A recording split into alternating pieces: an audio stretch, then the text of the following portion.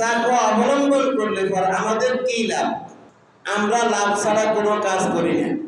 এখন লাভ পাগলেও বুঝি, প্রত্যেকে আমরা লাভের পিছনে ছুটি। আমরা যদি তাকওয়ার লাভ, তাকওয়ার মর্যাদা, তাকওয়ার উপকারিতা সম্পর্কে জানি, তখন নিজে থেকেই আমরা তাকওয়ার পিছনে ছুটব। তাকওয়া আমরা কখনোই ছাড়ব না। তাকওয়ার মধ্যে ইহলৌকিক লাভও আছে, পরলৌকিক লাভও আছে।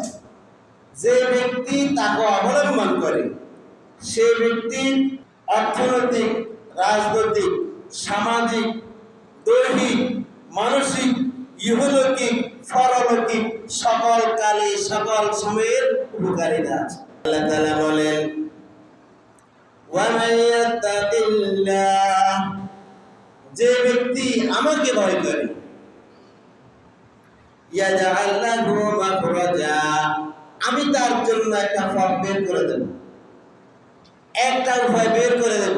তার পথ কখনো রুদ্ধ থাকবে না, তার পথ কখনো বন্ধ হবে না।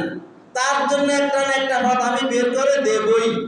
ওয়ায়ারযুকুহু মিন হাইথু লা ইয়াহতাসিব, এবং তার জন্য এমন জায়গা থেকে, এমন পথ থেকে, এমন উৎস থেকে আমি রিজিকের বন্দোবস্ত করে দেব, ব্যবস্থা করে দেব, যে বিষয় তোমার হিসাবেও মিলবে।